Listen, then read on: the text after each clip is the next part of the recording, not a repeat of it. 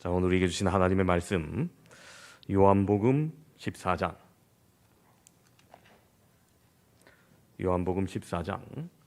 16절에서 17절까지 두 절입니다.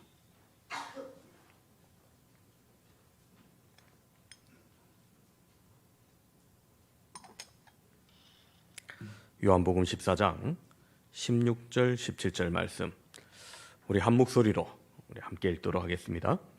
내가 아버지께 구하겠으니 그가 또 다른 보혜사를 너희에게 주사 영원토록 너희와 함께 있게 하리니 그는 진리의 영이라. 세상은 능히 그를 받지 못하나니 이는 그를 보지도 못하고 알지도 못함이라. 그러나 너희는 그를 아나니 그는 너희와 함께 거하시며 또 너희 속에 계시겠음이라. 아멘. 미국 샌프란시스코만의 길고 또 높을 뿐만 아니라 아름답기로 유명해서 많은 관광객들이 찾는 다리가 있습니다. 그 다리의 이름은 금문교입니다. 사진을 보여주시면은 미국 드라마나 영화를 통해서 몇 번 접해보았을 광경이죠. 이 다리의 길이는 무려 2,825m에 달하고 높이는 227m에 이릅니다. 이 다리가 1933년도에 착공해서 1937년도에 완공되었습니다. 그만 보여주셔도 됩니다. 그런데 이 다리가 워낙 높고 또 주변에 바람도 거세고 아래는 급류가 흐르고 있기 때문에 공사 중에 인부들이 추락해서 물에 빠져 죽는 사고가 종종 있었습니다. 1930년대면 참 옛날이죠. 일제강점기 시대 아닙니까? 그러다 보니까 안전의식이나 장치가 미비한 시절이었습니다. 어떤 때는 하루에만 해도 5명이 추락사하는 그런 많은 사고를 겪기도 했습니다. 건설회사에서도 이 추락 사고를 좀 방지하기 위해서 어떻게 할까 여러 가지 궁리를 하는데 가장 좋은 방법으로 채택되었던 것이 다리 밑에 안전 그물망을 치는 거였습니다. 그런데 신기한 일이 일어납니다. 그것은 그물망을 설치하고 난 다음에는 단 한 사람도 추락해서 그 그물에 걸리는 일이 없는 겁니다. 이유를 알아본즉 그물이 있기 때문에 위에서 설령 추락을 해도 물에 빠져 죽지 않는다는 안도감이 공사하는 사람들로 하여금 더 자신 있게 일하도록 만들었기 때문으로 밝혀집니다. 전에는 높은 곳에서 일하다 보니까 두렵고 떨리고 공포심에 사로잡혀서 안절부절하다가 실수해서 죽고 말았는데 이 안전망을 설치하고 난 뒤에는 마음의 안정을 찾아서 오히려 일도 더욱더 정확하게 되고 잘 되고 사고도 없었다는 것이죠. 여러분, 우리의 인생살이에도 때때로 위기가 있고 사고가 있을 수 있습니다. 어떤 사람은 건강의 위기를 맞기도 합니다. 어떤 사람은 사업이나 직장 생활에 어려움을 겪기도 합니다. 또 어떤 사람은 가정 생활에 파탄이 일어나는 경우도 있습니다. 이처럼 인생살이에 위기가 일어났을 때 이런 위기로부터 우리를 보호해 줄 수 있는 어떤 안전망이 있다면 그 안전망은 무엇이었겠는가 한번 생각해 봅시다. 인간의 지혜로 만든 안전망이 아니고 하나님께서 우리를 보호하고 돌보시기 위해서 안전망을 펼쳐놓은 것이 있습니다. 그것이 바로 성령입니다. 오늘 본문은 예수님께서 십자가를 지시기 전날 밤 제자들에게 당부하신 말씀입니다. 16절을 보시면 내가 아버지께 구하겠으니 그가 또 다른 보혜사를 너희에게 주사 영원토록 너희와 함께 있게 하리니. 자, 여러분, 보혜사를 주신다 말했는데 보혜사란 말은 위로해준다, 보호해준다, 또 대변해준다, 돌봐준다라는 뜻을 가지고 있는 말로 성령을 가리킵니다. 즉 십자가를 지시고 돌아가신 후에 부활하시지만 육신으로 오래 계시지는 않습니다. 사도행전에 의하면 40일을 지내시고 승천하십니다. 그때 남은 제자들 홀로 있는 것이 아니라 예수님께서 성령을 보내주셔서 제자들과 영원토록 함께하며 그들을 보호하고 지켜주시겠다고 약속하시는 것입니다. 이 약속에 따라서 제자들은 성령의 충만함을 받았고 죽음까지 이겨나가는 담대한 복음의 증거자가 됩니다. 구약 성경에도 보면 다니엘이 신앙을 지키다가 사자굴에 끌려 들어갔습니다. 금방 사자의 밥이 될 위기에 직면하였습니다. 그런 위기에 직면하면서도 다니엘은 태어났습니다. 무엇이 다니엘로 하여금 그토록 태어나게 만들었겠습니까? 바로 성령입니다. 신약 성경에도 보면은 초대교회 7 집사 중 한 사람이 스데반이 공회 앞에 섰습니다. 여러분, 그 공회가 어떤 자리입니까? 예수님을 못 박도록 결의하고 로마인에게 내어준 유대교의 본산입니다. 위선과 죄악의 소굴이라 할 수 있습니다. 그런데 그때 스데반의 모습은 성경은 천사의 얼굴과 같았다라고 증언하고 있습니다. 참 놀랍지 않습니까? 그러면 두려워할 수밖에 없는 그 장소에서 스데반의 얼굴이 이처럼 빛나게 만들었던 요소가 무엇이었겠습니까? 바로 성령님인 것입니다. 성령님이 인간의 두려움과 공포, 염려도 능히 이겨나갈 수 있도록 우리의 마음을 붙잡아 주십니다. 그리고 우리의 생활을 지켜주십니다. 심지어 죽음까지 극복할 수 있는 힘을 주고 있습니다. 이 시간 성령이 함께하는 사람은 어떠한 사람인지 우리가 그 몸매를 더욱더 깊이 살펴보므로 성령의 충만함을 사모하는 시간 되시기를 바랍니다. 첫 번째로 성령이 함께하는 사람은 속사람이 강건케 됩니다. 에베소서 3장 16절을 보면 이렇게 기록되어 있습니다. 그의 성령으로 말미암아 너희 속사람을 능력으로 강건하게 하시오며. 그렇습니다. 여러분, 여기서 속사람은 영혼을 말합니다. 일반적으로 한 사람은 세 가지 측면의 인간을 다 포함하고 있습니다. 첫 번째는 자연적인 인간, 육체적인 인간입니다. 우리가 걷고 뛰고 배설하고 잠자고 또 자식을 낳고 자연의 법칙대로 생리의 원리에 따라 하루하루를 살아가는 인간을 말합니다.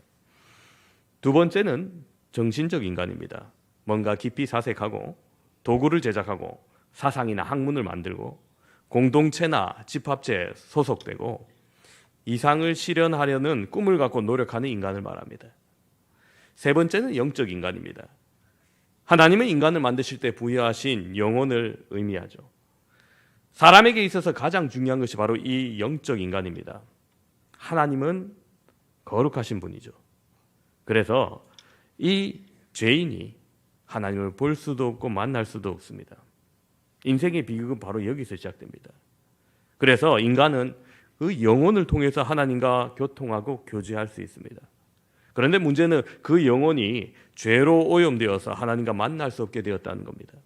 마치 안경이 더러워져서 사물을 제대로 볼 수 없는 것처럼 된 것입니다. 그러나 성령이 죄인과 함께 하시면 문제가 달라집니다. 그분은 치유의 영이십니다. 진리의 영이십니다.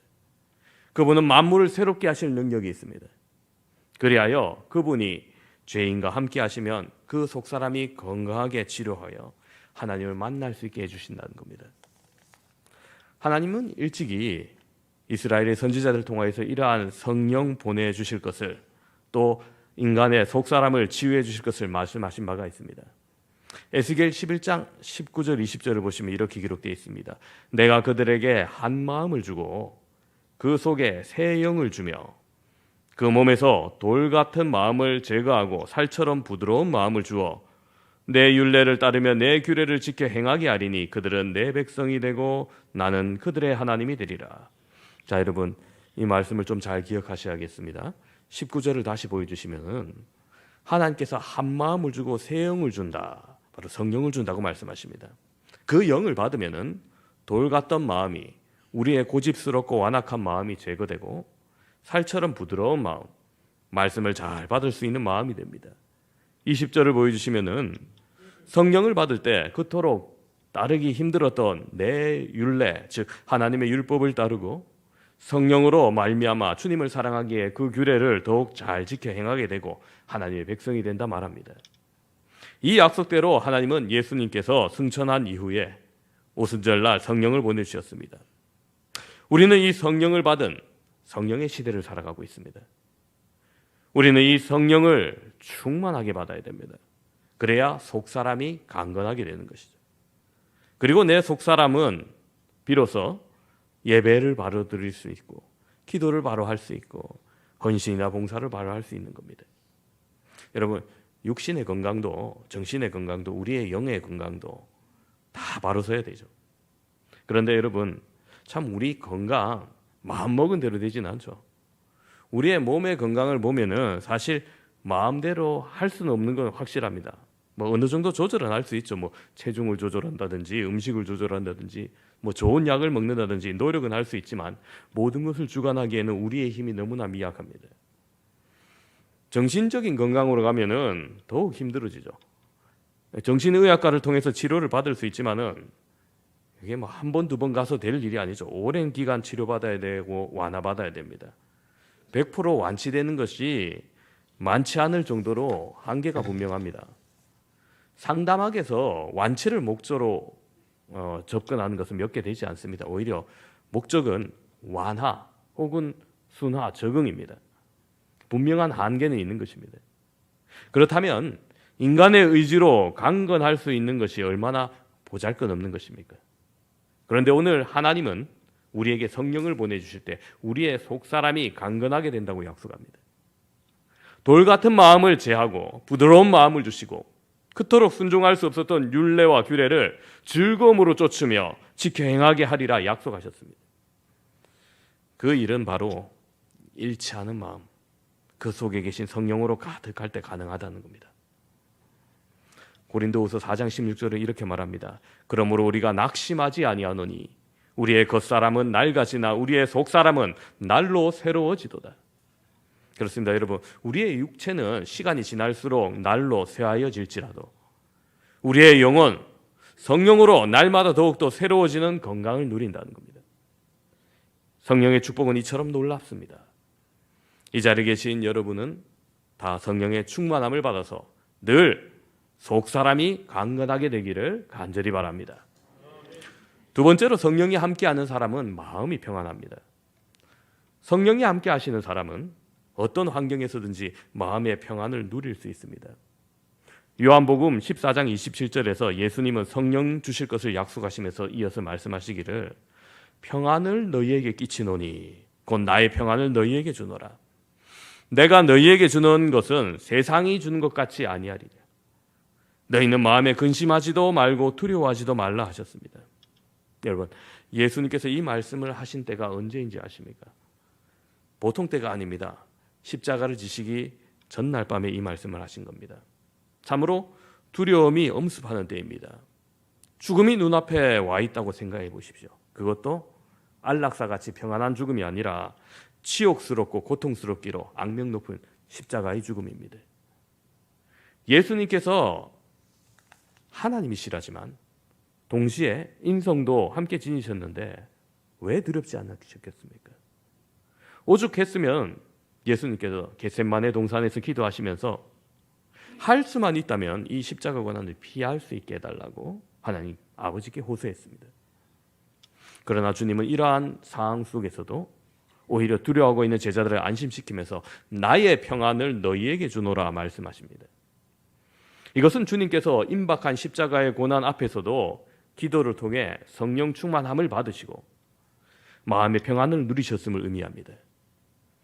어떻게 그런 일이 가능합니까? 조금 후에는 십자가의 고통이 시작될 건데 어떻게 평안이 임했기에 나의 평안을 너희에게 주노라 말씀하실 정도가 되었습니까? 그것은 바로 우리 주님께서 하나님의 영, 성령으로 충만하셨기 때문입니다. 주님 안에 내주하시는 성령께서 예수님으로 하여금 십자가의 극한 상황까지도 이겨낼 수 있는 마음의 평안을 주셨던 겁니다. 옛날 시골에서 아낙네들이 마을 우물에 가서 물을 기죠. 근데 조금씩 기르는 것이 아니라 왔다 갔다 하기 귀찮으니까 한 번에 가득가득 실어옵니다. 그리고는 물동이에 머리를 이고 이렇게 집에 가죠. 근데 제가 아주 어릴 때 본 기억인데 물을 질질질 흘리며 가시는 분은 거의 없는 것 같아요. 그렇죠? 야, 어떻게 그래 물을 가득 채웠는데 한 방울도 안 흘리고 그래 집까지 갈 수 있나? 오래 숙달되어서 그런 것일까요? 뭐 물론 그런 것도 있을 겁니다. 그런데 어린 제가 보지 못한 게 있더라고요. 그 물동이 물 표면에 막대기 같은 게 있더라고요. 그래서 물 표면에 일렁거림을 그 막대기가 막아줬던 겁니다. 여러분, 우리의 인생살이에 있어서도 출렁일 때가 있죠. 가정 형편이 어려워서, 직장 생활이나 사업이 어려워서 경제적으로 출렁일 때가 있습니다. 마음에 깊은 고민이 생겨서 출렁일 때가 있고, 병으로 인하여서 출렁일 때가 있습니다. 저도 가정 형편으로 인생의 출렁거림을 경험한 적이 있습니다.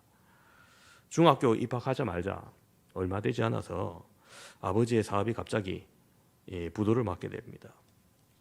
평안하고 안정적이었던 유년 시절의 삶과는 전혀 다른 삶을 살게 됩니다.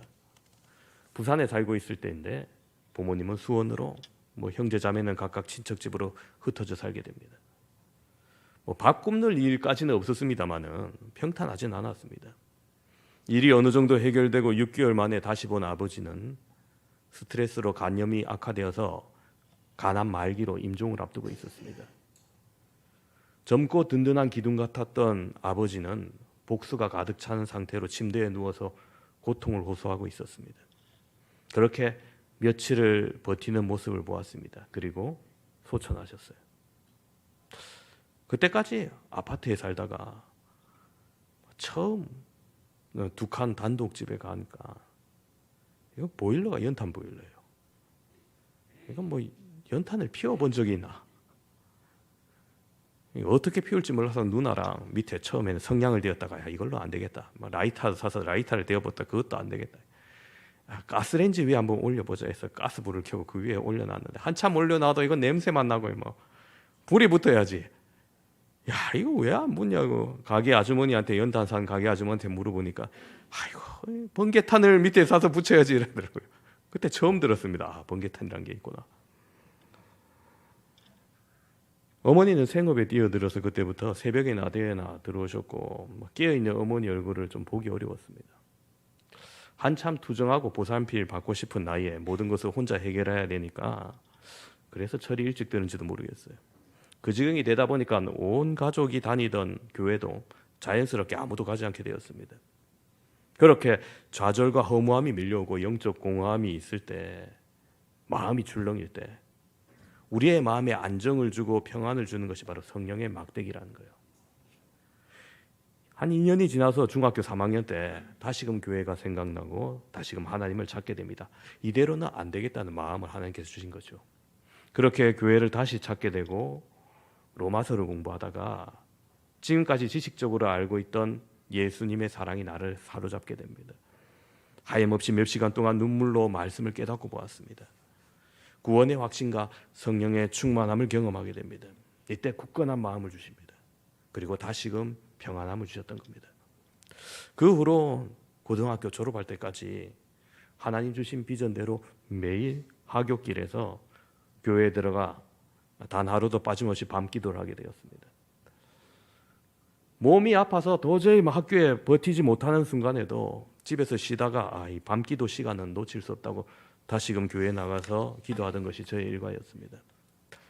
그렇게 성령 안에서 내 안에 내주하심으로 그 질풍노도의 청소년 시기에 내 심령을 붙잡아 주셨을 때 그 성령이 나로 하여금 평안하게 하셨던 거죠. 이처럼 성령의 도우심으로 마음의 평안을 가진 사람은 어떤 큰 문제가 생겨도 능히 해결해 나갈 수 있는 힘과 지혜가 있습니다. 그런데 마음이 불안한 사람, 조그만 문제가 생겨도 염려하고 근심하고 고민하면서 심령의 출렁임에 무엇 하나 제대로 해결하지 못할 수도 있습니다. 마음의 평안은 내가 노력한다고 쉽게 얻어지는 게 아니죠. 하나님께서 성령을 내 속에, 내 심령에 부어주실 때 그 성령의 능력으로 나로 하여금 마음의 평안을 만들어 주십니다. 그러므로 우리는 성령의 사람이 되어야 됩니다. 늘 성령의 충만에 있어야 됩니다. 성령으로 말미암아 마음의 평안과 여러분 가정의 평안을 이루고 이웃에게 평안을 전하는 여러분 되시기를 주님의 이름으로 축원합니다. 세 번째로 성령이 함께하는 사람은 담대하게 됩니다. 사도행전 4장 31절을 보면 이렇게 기록되어 있습니다. 빌기를 다하매 모인 곳이 진동하더니 무리가 다 성령이 충만하여 담대히 하나님의 말씀을 전하니라. 그렇습니다. 여기서 보듯이 성령이 함께하면 담대한 하나님의 사람이 됩니다. 여러분 베드로를 아실 겁니다. 그는 갈릴리 어부 출신으로 예수님의 제자가 되어 3년 동안 예수님을 따라다니며 예수님께서 행하신 수많은 기적을 목격하고 배웠던 자입니다. 하지만 매우 비겁한 시간이 있었죠. 바로 예수님께서 붙잡히시기 직전까지만 해도 모두 주를 버릴지라도 나는 결코 버리지 않겠습니다. 호언장담하기까지 합니다. 그러나 그는 그 말을 한 뒤 채 몇 시간이 지나지 않아서 예수님을 3번씩이나 부인하고 저주까지 합니다. 그런데 이렇게 비겁했던 그가 오순절 성령을 받자 완전히 달라집니다. 그는 자신이 예수님을 부인했던 바로 그 자리에 서서 공회원들을 향해서 외칩니다. 사도행전 4장 19절에 베드로와 요한이 대답하여 이르되 하나님 앞에서 너희의 말을 듣는 것이 하나님의 말씀을 듣는 것보다 옳은가 판단하라. 여러분, 예루살렘에 표적과 기사가 나타나자 믿는 사람이 늘어갑니다. 공회원들은 자신이 박해한 예수의 이름을 전하지 말라고 엄포하자 오히려 베드로가 당당히 그들에게 말하는 겁니다. 당신들이 틀렸다. 당신들의 틀린 말을 듣는 것이 하나님의 말씀을 듣는 것보다 옳으냐 판단해 보라는 거예요. 도망하고 부인했던 자가 무서울 정도로 기탄 없이 담대하게 복음을 전하는 사람으로 바뀌었던 겁니다. 바로 이것이 성령이 함께하는 사람의 특징입니다. 참으로 성령이 함께하는 사람은 그 마음에는 담대함이 있습니다. 성령이 함께하는 사람의 최대 장점은 두려움이 없다는 것입니다. 다니엘서 3장에 보면 다니엘의 세 친구가 나옵니다. 그들도 모두 하나님의 신이 함께했던 사람입니다. 우상에게 절하지 않으면 풀무불에 던지겠다는 바벨론 황제 느부갓네살의 명령을 거부하면서 그렇게 말합니다. 다니엘서 3장 17절 18절에 우리가 섬기는 하나님이 계시다면 우리를 맹렬히 타는 풀무불 가운데서 능히 건져내시겠고 왕의 손에도 건져내시리이다. 그렇게 하지 아니하실지라도 왕이여 우리가 왕의 신들을 섬기지도 아니하고 왕이 세우신 금신상에게 절하지도 아니할 줄을 아옵소서. 여러분, 지금 눈앞에 펄펄 끓는 불이 있습니다. 무엇이 죽음 앞에서도 이처럼 담대하게 만들었습니까? 바로 그들과 함께 하시는 성령인 겁니다. 참으로 성령의 사람에게는 두려움이 없습니다. 오늘 여러분에게 성령이 함께 하심으로 두려움이 없는 담대함 가지시기를 간절히 바랍니다. 네 번째로 성령이 함께하는 사람은 늘 승리하는 삶을 살게 됩니다. 우리가 생을 살아가는 데 있어서 참 싸워야 할 것이 많습니다. 무엇과 싸워야 됩니까? 불의와 싸워야 되고 유혹과 싸워야 되고 고통이나 실패와 싸워야 합니다. 가난과도 싸워야 되고 자신과의 싸움도 있죠. 정말 싸워야 할 것이 많습니다. 성령의 사람은 이러한 생의 숱한 싸움에서 결국에는 승리하는 삶을 살게 됩니다. 그것은 성령이 우리의 연약함을 도와주시기 때문입니다. 로마서 8장 26절에 이렇게 말합니다. 이와 같이 성령도 우리의 연약함을 도우시나니 우리는 마땅히 기도할 바를 알지 못하나 오직 성령이 말할 수 없는 탄식으로 우리를 위하여 친히 간구하시느니라. 그렇습니다. 성령께서 우리의 연약함을 도우신다고 했습니다. 그렇습니다. 성령이 우리의 약할 때 우리를 강하게 해주십니다. 우리가 흔들릴 때 우리를 바워 세워주십니다. 우리가 강하게 해주시고 이기게 해주십니다. 또한 전화위복의 역사를 만들어 주십니다. 지금은 실패한 것 같고 지금은 고통 겪는 것 같지만 이것 때문에 오히려 더 한 걸음 앞서 발전할 수 있는 계기를 마련해 주십니다. 성령이 그렇게 만들어 주십니다. 빌립보서 1장을 보면은 바울은 자신이 로마 감옥에 갇힌 것이 도리어 로마 사회에 복음을 전파하는데 복음의 진보가 되었다고 자랑하고 있습니다. 그 정도로 성령은 한쪽 측면에서 우리의 약한 것을 도와주셔서 강하게 하시고 이기게 해주시고 다른 측면에서 전화위복의 역사를 세워주심으로 우리를 결국에는 승리하게 하십니다. 그래서 사도 바울은 로마서 8장 28절에 이렇게 고백합니다. 우리가 알거니와 하나님을 사랑하는 자 곧 그 뜻대로 부르심을 입은 자들에게는 모든 것이 합력하여 선을 이루니라. 성도 여러분, 성령의 사람에게 실패는 없습니다. 패배가 없습니다. 잠깐의 돌아감은 있을지라도 늘 승리하는 삶을 살게 됩니다. 여러분에게 성령이 내주하신다면 어떤 상황에서도 낙심하거나 절망하지 마십시오. 반드시 승리하게 될 것입니다. 성령이 그렇게 만들어 주심을 여러분 믿으시길 바랍니다. 말씀을 정리합니다. 함께 예배드리는 사랑하는 성도 여러분, 성령이 함께 하시는 사람과 일반 사람, 겉보기에는 아무런 차이가 없습니다. 발견하기 어려웠을 거예요. 그러나 오늘 말씀은 무엇을 얘기합니까? 그 내면을 들여다보면 양자 사이에는 엄청난 차이가 있다 말씀합니다. 성령의 사람은 일반적인 사람이 갖지 못하는 특별한 면모를 지니고 있습니다. 무엇이었습니까? 첫 번째로 속 사람이 강건하게 됩니다. 성령으로 말미암아 우리의 영은 날마다 새로워집니다. 육은 날로 새할지라도 하나님께서 우리의 속을 그렇게 역사하시게 하십니다.